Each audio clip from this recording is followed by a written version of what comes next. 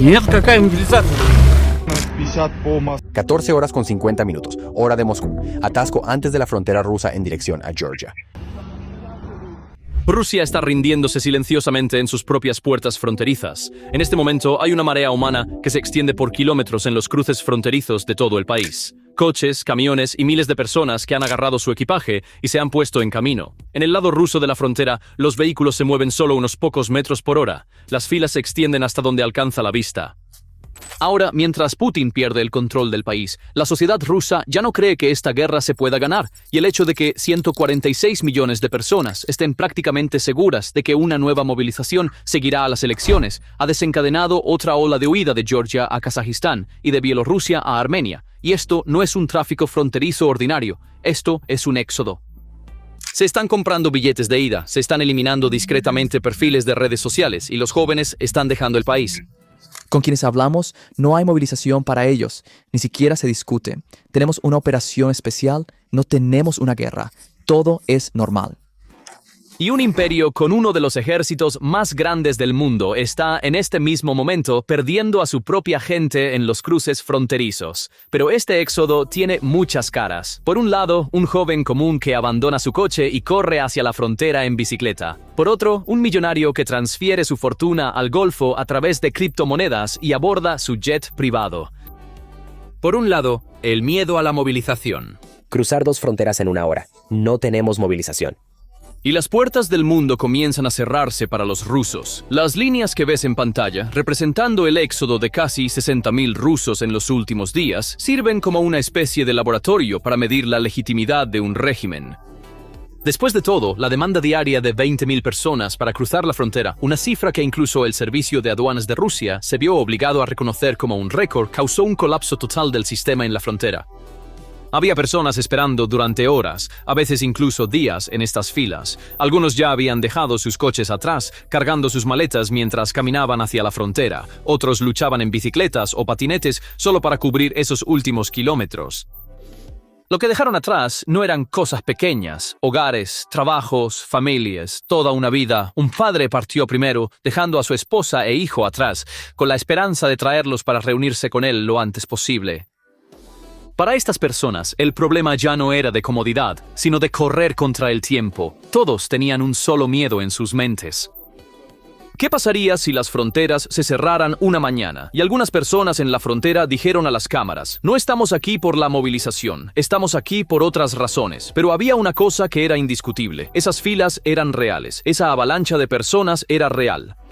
Y esta escena no se limitó a un solo cruce fronterizo. Al mismo tiempo, se formaron filas en la frontera con Kazajistán. La demanda de alquiler de viviendas en Ereván, la capital de Armenia, se disparó de la noche a la mañana, con algunos agentes inmobiliarios comparando directamente la situación con 2022. Todos son conductores de TMP. Dicen que no hay luz verde. Estamos parados aquí. Pero detrás de esa imagen se esconde una verdad mucho más oscura esperando a Putin. Bielorrusia, Serbia, Kazajistán. Un éxodo masivo comenzó simultáneamente a través de muchas fronteras, todas dirigiéndose en la misma dirección hacia afuera. Un país se estaba vaciando silenciosamente. Y estas personas no eran solo una multitud al azar. La gran mayoría eran jóvenes, especialmente hombres en edad militar. Entre ellos había jóvenes que aún no tenían 18 años, así como madres que buscaban proteger a sus hijos o esposos. Hay una matemática despiadada detrás de este éxodo de pánico. Lo que impulsa a la gente a salir a las carreteras no es una orden emitida, sino la sombra inminente de una nueva movilización esperada inmediatamente después de las elecciones de septiembre. De todos modos, el otro día recibí una citación para la oficina de reclutamiento militar. Bastante inesperadamente, completamente de la nada, llega este tipo de carta de felicidad, que dice que si no me presento en la fecha indicada, estaré sujeto a una serie de restricciones bastante desagradables. Una de estas restricciones, según entiendo, ya está en vigor. Tengo prohibido viajar, muy inteligente, por supuesto. Las fuentes de inteligencia son bastante claras. Tan pronto como terminen las elecciones, se espera que una nueva ola de entre 300.000 y 500.000 soldados sea enviada al frente. Aunque el Kremlin ha negado esto, llamándolo un rumor, el miedo no es algo que pueda disiparse con declaraciones oficiales. cuando se convirtieron en guerras del pueblo. Ahora mismo tenemos a la mitad de la gente participando en esta guerra. La mitad está involucrada, mientras que la otra mitad está durmiendo. Se siente como si una especie de reserva activa estuviera caminando por ahí. Puedes ir a los estanques del Patriarca y ver esta reserva activa. Por cierto, o encender la televisión. También están preparando una reserva activa allí que aún no se ha despertado, no ha sido despertada. Entonces, una parte de la población ya está muriendo, ayudando, participando en esta guerra, mientras que la segunda parte no. Esto se debe a que el público no quiere revivir el trauma de esa primera movilización en 2022, que quedó grabada en sus memorias como apocalíptica. Además, el régimen ya ha digitalizado su infraestructura de movilización. Los sistemas están en su lugar y listos para restringir instantáneamente la salida del país a aquellos convocados para el servicio militar. Es por eso que las búsquedas de movilización y salir del país en los motores de búsqueda han alcanzado un máximo de 2 años. Esto es una locura. Recibí una citación de reclutamiento hoy. Tengo 38 años. Hoy abrí Gosus Lugi, revisé mis notificaciones, lo abrí y ahí estaba. Por favor, preséntese en la oficina de reclutamiento militar antes de tal fecha. Si no se presenta, enfrentará sanciones como la prohibición de acciones de registro, suspensión de su licencia de conducir, prohibiciones de viaje, etc. Hoy creo que me quedan unos 6 días para ir a la oficina de reclutamiento. Adjuntaré la citación para que puedas echar un vistazo.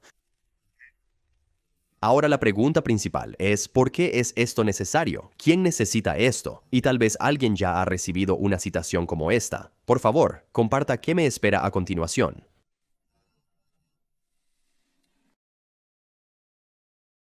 Las personas ya no miran hacia el futuro de su país, sino hacia la seguridad de sus propias familias y están buscando desesperadamente un plan de respaldo, es decir, una salida que puedan usar si es necesario. Y esta segunda ola tiene una diferencia amarga con ese primer éxodo en 2022.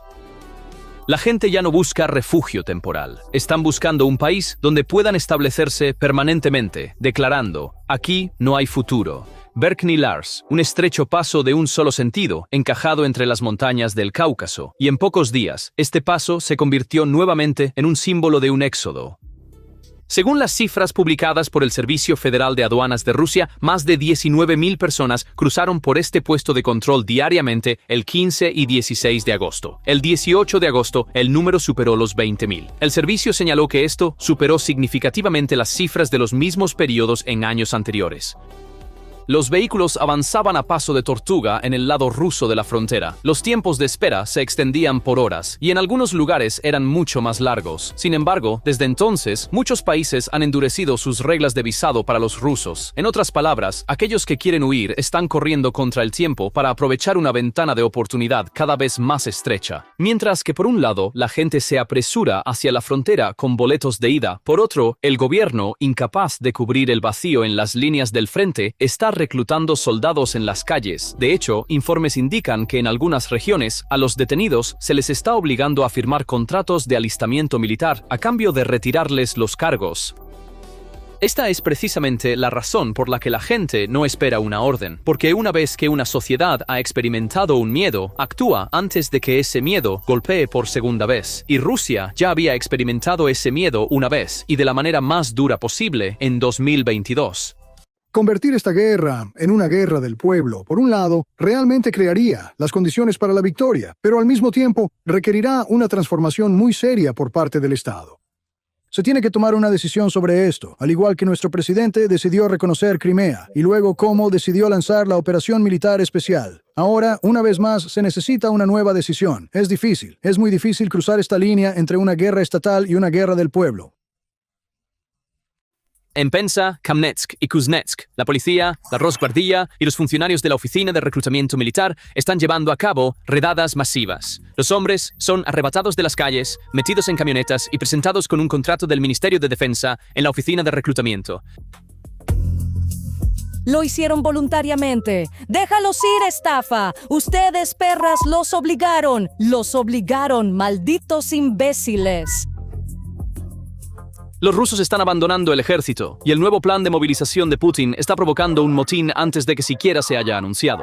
Las puertas de los centros de registro rusos han estado envueltas en un profundo silencio durante mucho tiempo. La gente ahora se muestra abiertamente reacia a ir al frente. Mira, imágenes filtradas en las redes sociales muestran a Putin buscando desesperadamente soldados. En Penza, Kamnetsk y Kuznetsk, la policía, la Rosguardia y los funcionarios de la Oficina de Reclutamiento Militar están llevando a cabo redadas masivas. Los hombres son arrebatados de las calles, metidos en camionetas y presentados con un contrato del Ministerio de Defensa en la Oficina de Reclutamiento. ¿Con qué motivos los estás llevando? ¿Por qué los hiciste bajar del autobús y te los llevaste? Y la solución provisional que ha ideado el Kremlin está provocando ira y rebelión en la gente. En un video ampliamente compartido, una mujer relata lo que le sucedió a su esposo. La policía detuvo a su esposo borracho en la carretera, lo llevó a la comisaría y le puso unos papeles delante.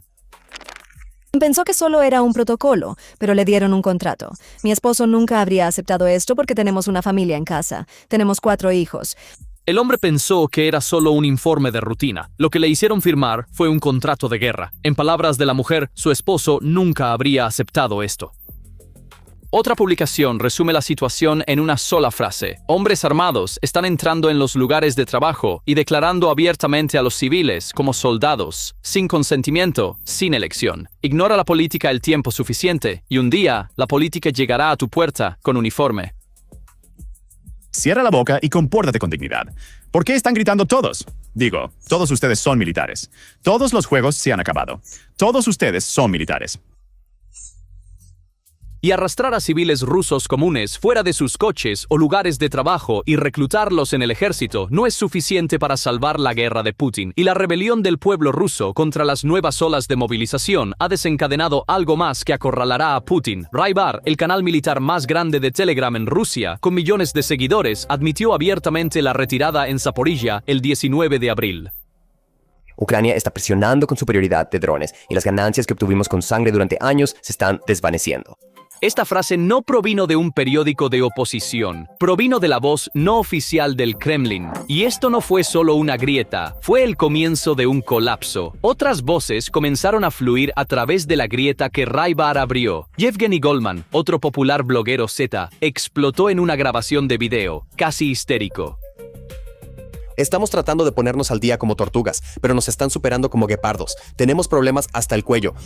Las palabras que venían de alguien que había apoyado la política de guerra del Kremlin con el mayor volumen durante años ya no olían a victoria, pero la confesión verdaderamente devastadora vino de otro bloguero, y esta confesión no solo cuestionó Zaporizhia, cuestionó toda la guerra. Incluso si declaramos una movilización total, no podemos quebrar a Ucrania porque están luchando con tecnología que no podemos igualar.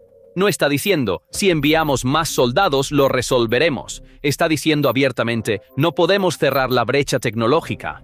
Esta es una confesión de que el problema de Rusia no es numérico, sino estructural.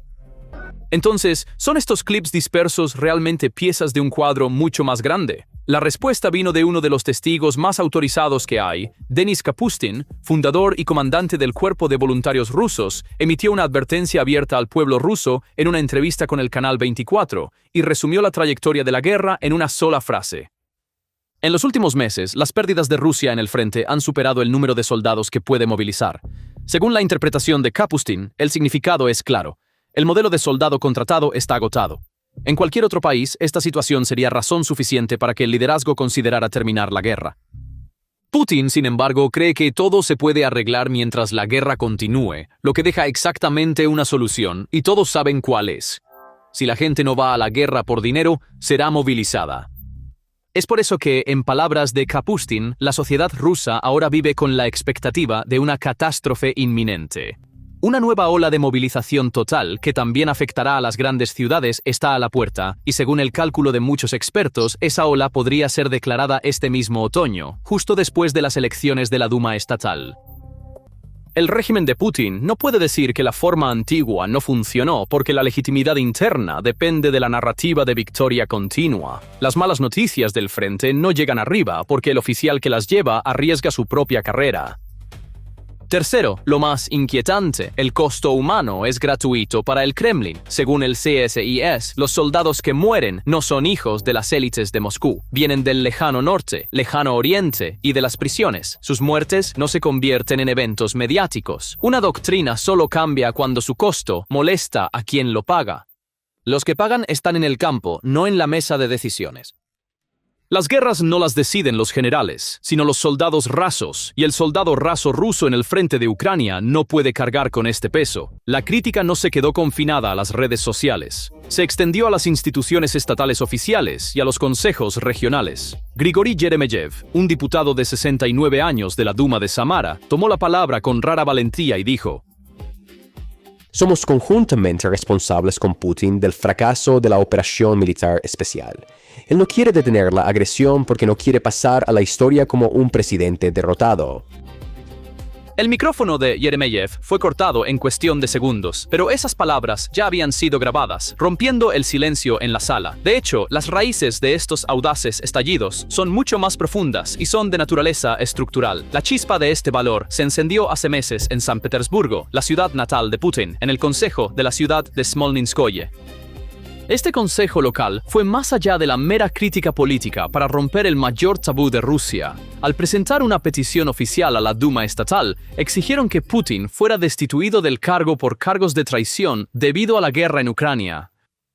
Además, estos miembros del Consejo no recurrieron a consignas emocionales al hacerlo. Presentaron 4 argumentos fundamentales basados en la propia constitución del régimen. Estos argumentos fueron la destrucción del ejército, una catástrofe demográfica, el colapso económico y la derrota estratégica.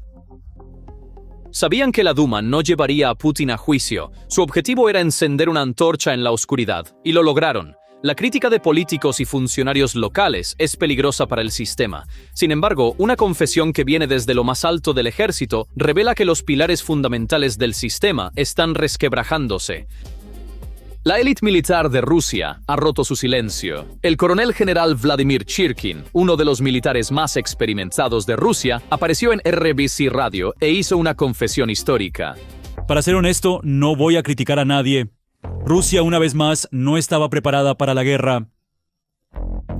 Hubo una subestimación del enemigo y una sobreestimación de sus tropas.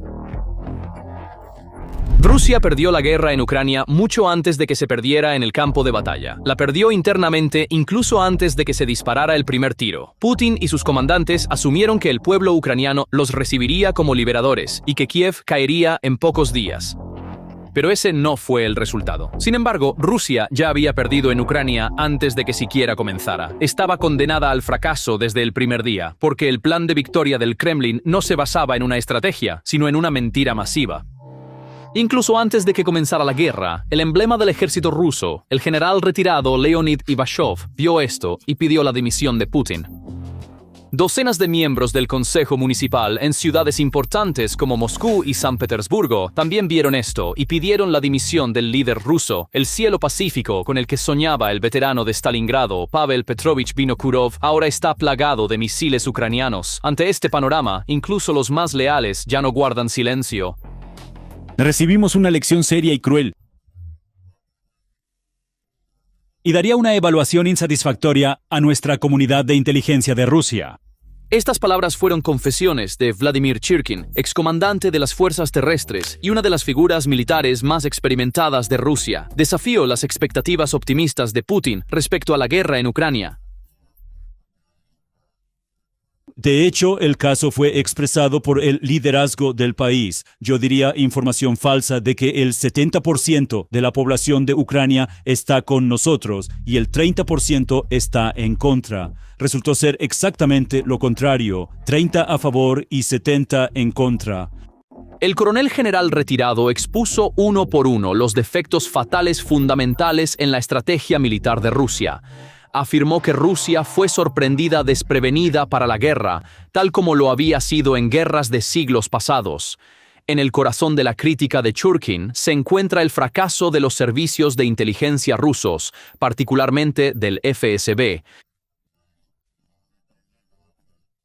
Según Churkin, el ejército ruso había caído víctima del síndrome de Tbilisi, es decir, intoxicados por la fácil victoria en la guerra de Georgia de 2008, creyeron que podrían tomar Ucrania en 3 días. Mira esta imagen, mientras se contaban cuentos de hadas de que todo iba según lo planeado en los salones dorados del Kremlin, esta era la realidad sobre el terreno. Mírame, me siento mal. No tengo una mano ahí. Por ejemplo, tú tienes otra mano. Digamos que no hay una pierna, pero tienes otra pierna. Niños pequeños están perdiendo sus piernas, brazos y futuros por las mentiras de esos generales. Y no es solo en las líneas del frente. El interior de Rusia también está ardiendo. Turistas huyendo de las playas de Crimea.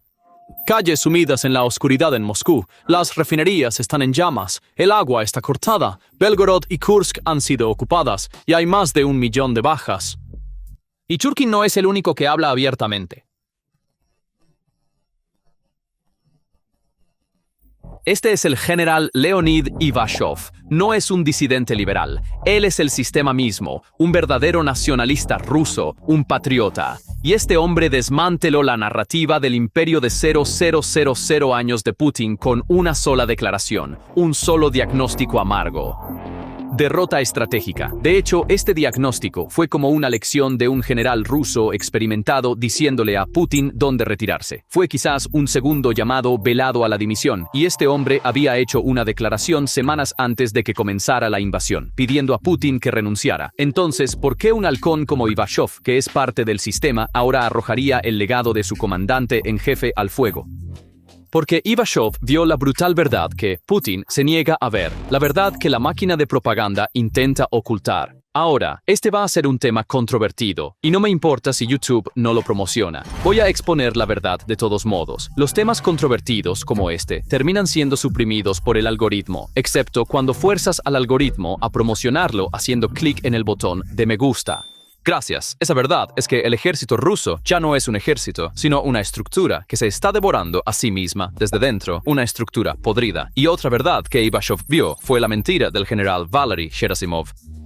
El jefe del Estado Mayor General ruso le mintió a Vladimir Putin abiertamente y de manera comprobable sobre el frente de Pokrovsk para salvar su puesto, mientras Putin pinta un retrato de un ejército profesional, patriótico y heroico en la televisión estatal. Exoficiales del Estado Mayor como Ivashov ven cómo este ejército está experimentando un desastre de disciplina desde dentro, cómo está moralmente en bancarrota. El primer signo de esta bancarrota es el colapso total de la autoridad. Estas imágenes no son propaganda ucraniana. Esta es evidencia filtrada por las propias fuentes rusas de lo que le sucedió a un soldado del 25º Ejército de Armas Combinadas de Rusia, 67ª División, 36º Regimiento. Este soldado se negó a participar en una operación sin sentido de picadora de carne. Se convirtió en un objetor. Entonces, ¿qué hicieron sus propios comandantes con él? Lo encadenaron a un árbol durante 3 días, dejándolo hambriento y sediento. Al otro extremo de esta ruptura se encuentra el frente mismo. Lo que realmente sacude al régimen no es solo que no se puedan encontrar nuevos soldados, sino que los soldados que ya tiene ya no ven una razón para estar allí. Un soldado ruso, al que se le ordenó recoger los folletos de rendición que Ucrania había lanzado antes de que sus camaradas pudieran verlos, mira a la cámara y habla. Nuestro mando está arriba. Nos envió a recoger estos folletos. Así es como estamos luchando. Nuestro mando está arriba y nuestras asignaciones están arriba en esta vida. No sé nada bueno aquí. Y no hay razón para estar aquí. You're on my... De un lado, un Estado que no puede encontrar personas para luchar. Del otro, un ejército que no puede encontrar una razón para luchar. 2 extremos del mismo colapso. Entonces, ¿cuál es el costo político de todo esto? La respuesta del politólogo Abbas Galiamov es fría como el hielo. Según su interpretación, todos recuerdan que ya ha ocurrido una movilización, y todos entienden instantáneamente que una nueva ola irá exactamente a donde fue la última, a la misma muerte. La noticia de que Rusia lucha con carne de cañón es algo bastante conocido. Bueno, es decir, después de esto, las autoridades serán absolutamente ilegítimas, absolutamente simplemente odiadas. Tampoco es la exageración de algún disidente lejano. El periodista ruso Dmitry Borisenko está pidiendo abiertamente ante la Cámara la dimisión de Putin y de la Duma estatal. En su opinión, este es un camino que ha llevado repetidamente a horribles conflictos civiles. Si las autoridades actuales no quieren llevar al país a un sangriento conflicto civil, entonces deberían encontrar el valor para dimitir. Es la única forma que queda para prevenir una guerra civil y el colapso de Rusia. Así que aquí está la imagen que tenemos delante. Un régimen que no puede reclutar a sus soldados con dinero ha comenzado a sacarlos de la calle, y al hacer precisamente eso, está encendiendo una mecha que no podrá apagar. ¿Cómo llegó aquí esta mecha en primer lugar? Comencemos observando una oficina de reclutamiento militar en un pueblo rural ordinario en Siberia. Grandes carteles de propaganda que reflejan la grandeza del ejército cuelgan en las paredes. Esta imagen de aislamiento se repite no solo en este pueblo, sino en miles de asentamientos que se extienden desde los montes Urales hasta las fronteras occidentales. Los informes de victoria resplandecientes presentados por los medios oficiales del Estado pierden su credibilidad ante la fría realidad creada por los ataúdes sellados que regresan del frente a las aldeas. Esta situación destruye la ilusión de victoria militar en las mentes de la población civil, construyendo un muro silencioso pero poderoso de resistencia civil. La sociedad está experimentando directamente el alto costo de la guerra a través de la ausencia de sus propios familiares, vecinos y amigos. Y ahora llegamos a un punto muy importante. Para los rusos que huyen, su destino ya no es un paraíso. Desde aquellos primeros días desconcertantes de 2022, la atmósfera en los países vecinos se ha vuelto mucho más dura, y el ejemplo más visible es Georgia. Hoy hay mensajes de graffiti en las calles de Tiflis que dicen: rusos, váyanse a casa. Algunos bares incluso han introducido una especie de sistema de visado en la entrada, preguntando: ¿condenas la guerra y a Putin? Las encuestas también confirman este sentimiento. En encuestas realizadas en varios momentos, la gran mayoría de los georgianos ha pedido que se requieran visados para los ciudadanos rusos, e incluso restricciones a su entrada en el país, su capacidad para comprar propiedades y su capacidad para iniciar negocios.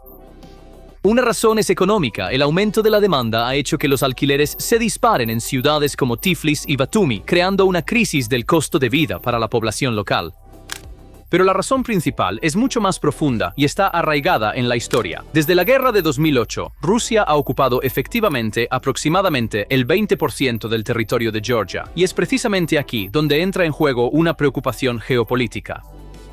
Algunos analistas y ciudadanos georgianos se preguntan abiertamente: ¿podrían estos decenas de miles de rusos que llegan hoy como refugiados convertirse en un caballo de Troya para el Kremlin mañana? Después de todo, Rusia tiene una táctica bien conocida. Primero establece una población e influencia en una región. Luego interviene bajo el pretexto de proteger a nuestros propios ciudadanos allí.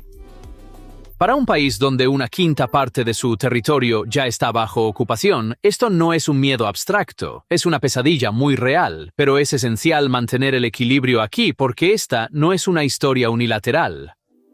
Según la abrumadora mayoría de los observadores, casi todas estas personas que huyen de Rusia son antiguerra y anti-Putin. Muchos están allí precisamente porque huyeron de ese régimen. Entonces, verlos como una quinta columna es un marco tan controvertido como aceptarlos ciegamente. Además, el propio gobierno de Georgia está adoptando una postura diametralmente opuesta a estas reacciones, una que está bastante cerca de la de Rusia, lo que significa que la indignación pública en las calles no se alinea con la política del gobierno. Por eso, esta no es una pregunta sencilla, es una cuestión de equilibrio delicado y esperamos respetuosamente sus comentarios. ¿Cree que esto es una preocupación legítima de seguridad o un prejuicio dirigido a personas inocentes? Hasta ahora hemos descrito el éxodo de personas comunes, pero hay otro lado mucho más silencioso y mucho más rico de esta historia.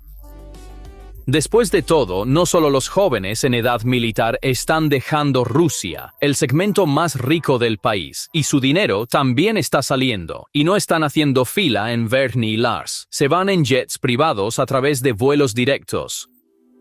El destino es principalmente un lugar, Dubái. Desde el inicio de la guerra, los Emiratos Árabes Unidos se han negado a aplicar las sanciones occidentales, ofreciendo visados fáciles y cero impuestos sobre la renta. Como resultado, se ha convertido en el mayor refugio seguro del mundo para la élite rusa.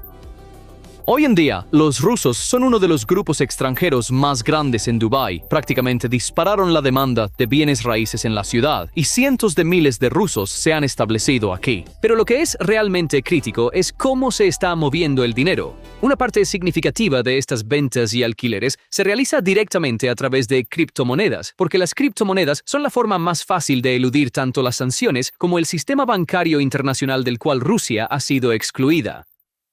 En otras palabras, miles de millones de dólares en riqueza están saliendo del país sin aparecer en papel, y en 2026 hay otro temor que acelera esta salida: la incautación de activos dentro del país.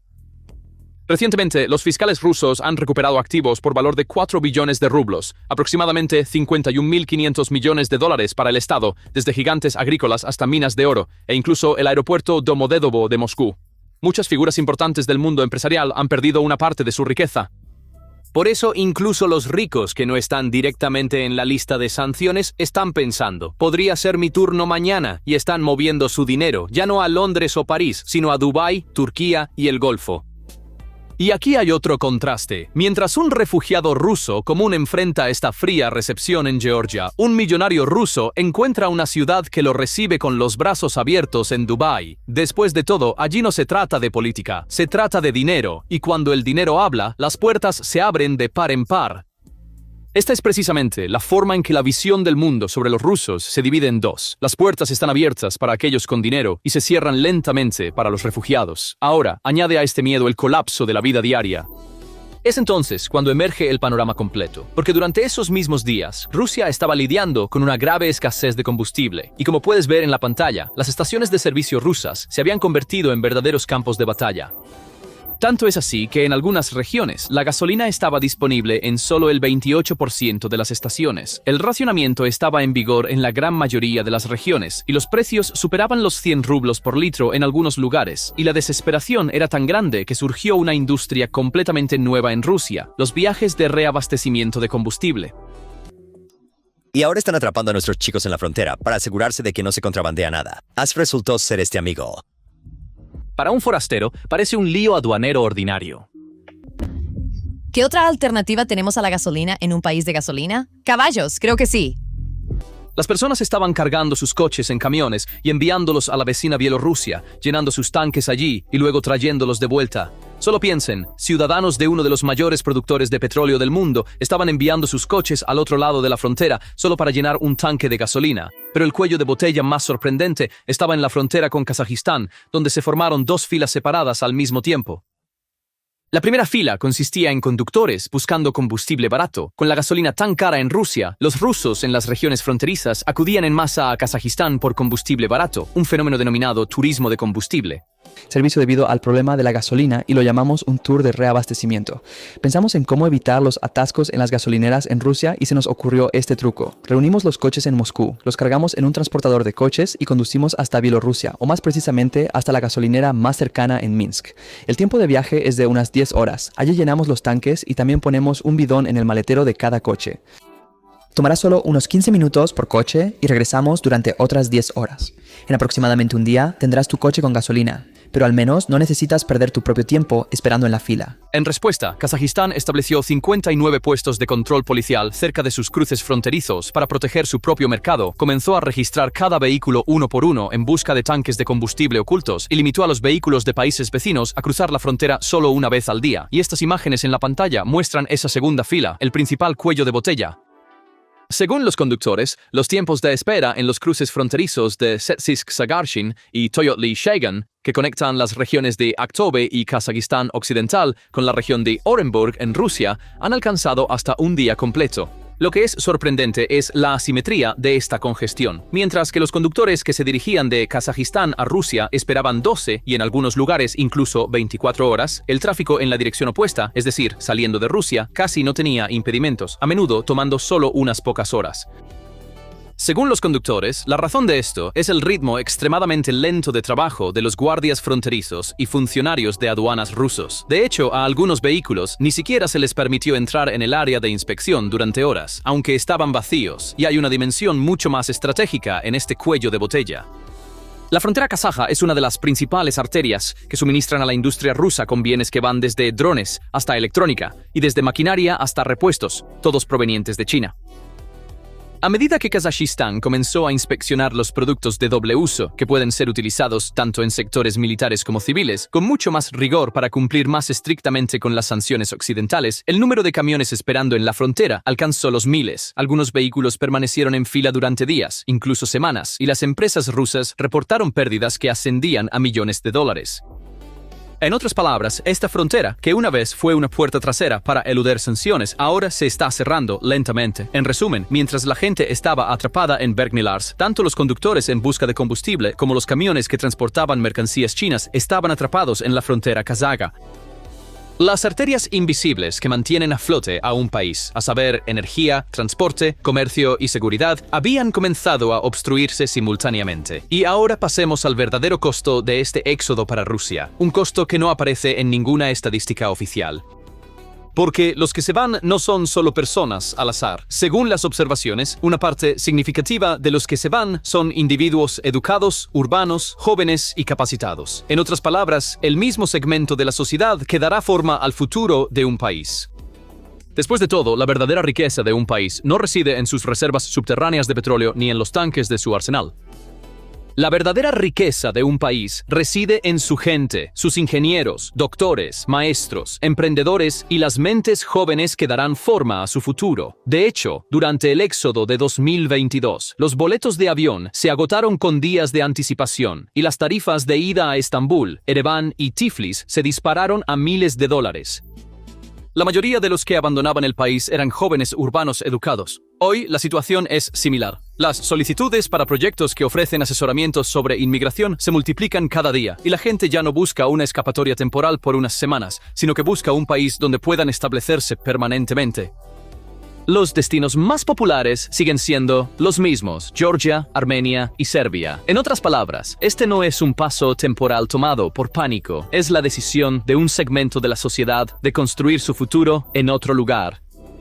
Y ahora esas mismas mentes están saliendo silenciosamente por los cruces fronterizos por segunda vez. Un imperio puede algún día reclamar los territorios que perdió en el campo de batalla, pero traer de vuelta a estas mentes que se fueron, a esta juventud, es mucho más difícil.